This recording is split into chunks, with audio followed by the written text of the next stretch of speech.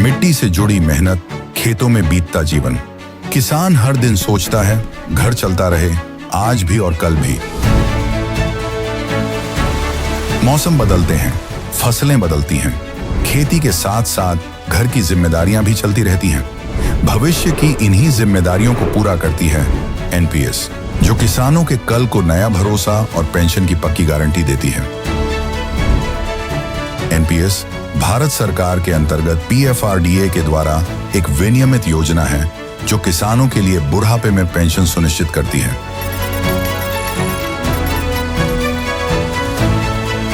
NPS खाता खोलने के लिए अपने नजदीकी सीएससी से संपर्क करें या 1800-1107-08 पर कॉल करें। पेंशन की पक्की गारंटी के लिए एनपीएस जरूरी है। भोंदूबाबा अशोक खरात याची लेक आणि उपजिल्हाधिकाऱ्याची पत्नी, जमिनीच्या व्यवहाराचे नेमके कोणते पुरावे समोर आले, सगळं जाणून घेऊ। नाशिकच्या भोंदूबाबा अशोक खरात याचे पाय चांगलेच खोलात गेलेत। पोलिसांच्या ताब्यात असलेल्या खरातविषयी रोज धक्कादायक गोष्टी समोर येत आहेत। त्याचे सगळे काळे कारनामे यामुळे उघड होताना दिसत आहेत। खरातच्या एका आर्थिक व्यवहाराबद्दल आता सामाजिक कार्यकर्ते विजय कुंभार यांनी मोठी माहिती समोर आणली आहे।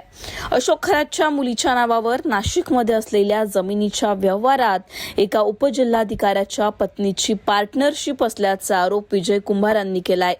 या संदर्भात त्यांनी नेमकं काय म्हटलंय ते आधी जाणून घेऊ। गेले काही दिवस महाराष्ट्रामध्ये अशोक खरात हे नाव खूप गाजतंय। त्यांनी केलेली कारणे, त्याने केलेले महिलांचं शोषण, महिलांवरचे अत्याचार, फसवणूक वगैरे सगळ्या गोष्टी गाजतायत। अगदी त्याने काही लोकांना मूत्र प्यायला सुद्धा लावलं असंही म्हटलं जात आहे।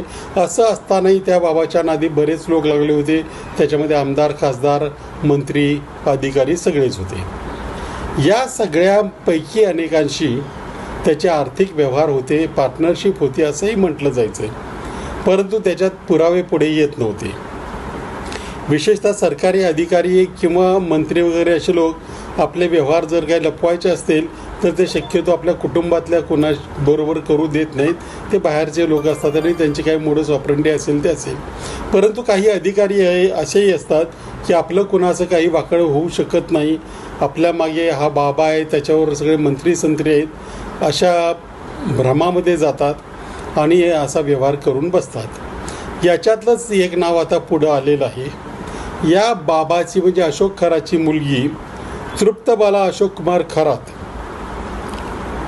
हिच्या बरोबर आणखी एका व्यक्तीची पार्टनरशिप आहे। ती आहे नाशिकमधली हे पाथर्डी अहिल्यानगरमधलं नाही, हे नाशिकमधलं आहे आणि ते बहुतेक महापालिकेच्या हद्दीमध्ये येते, महापालिकेच्या हद्दीमध्येच येते। साधारणपणे 40 गुंठ्याचा हा व्यवहार आहे, म्हणजे 1 एकराचा व्यवहार आहे।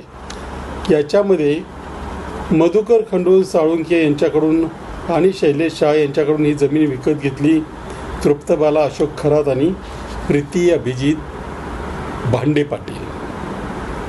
कुणाच्या व्यवहारावर आक्षेप असायचं आपलं काही कारण नसतं, परंतु याच्यातल्या ज्या प्रीती अभिजित भांडे पाटील आहेत त्या महाराष्ट्रातील एक उपजिल्हाधिकारी अभिजित भांडे पाटील यांच्या पत्नी आहेत। आणि इथंच सगळा विषय संपतो। जे कालपासून आम्ही म्हणतोय की राज्यातल्या अधिकाऱ्यांचे या बाबाशी संबंध असल्यामुळे चौकशीवर परिणाम होऊ शकतो, हा एक भाग झाला। परंतु अशा अधिकाऱ्यांचे अशा पद्धतीने पार्टनरशिप असणं हे सुद्धा बेकायदा आहे। आता पत्नीच्या नावावर कदाचित ते कायदेशीर असेल, काही कंपन्या आहेत, रिअल इस्टेट फर्म आहेत, काही स्टार्टअपसुद्धा आहेत। आता शासन याची चौकशी करणार का? आणि हे आता उघड झालेलं एक नाव आहे, अशी आणखी नावं असतील जी आपल्याला माहीतसुद्धा नाही।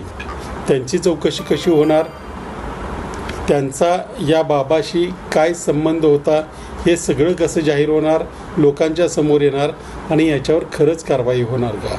कारण हे जे अधिकारी असतात, जिल्हाधिकारी, उपजिल्हाधिकारी किंवा त्याच्या वरच्या लेवलवरचे, त्यांना जमिनीच्या संदर्भात बरंच काही करण्याचे अधिकार असतात। त्यांनी ही माया कुठून जमवली? हा व्यवहार साधारणपणे 76,86,000 आहे प्रत्यक्षात 71 लाख रुपये त्याची बोली देण्यात आलेली आहे. असे आणखी 2-3 व्यवहार याच सर्वे नंबरमध्ये आढळून येत आहेत. हा सर्वे दस्त क्रमांक 711 आहे आणि हा सर्वे नंबर 132/2/3 पाथर्डी 1 इथला हा सर्वे नंबर आहे. शासनाने याची चौकशी केली पाहिजे. प्रत्येक वेळा आम्हीच तक्रारी केल्या पाहिजेत असं काही नाही.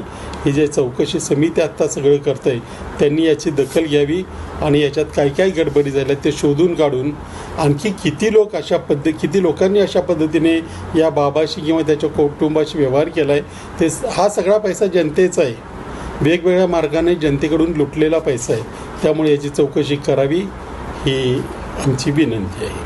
दरम्यान पुरावा दाखवत खरातच्या कुटुंबासोबत अशा प्रकारे आणखी किती लोकांनी व्यवहार केलाय याची चौकशी करावी अशी मागणीच विजय कुंभार यांनी केली आहे.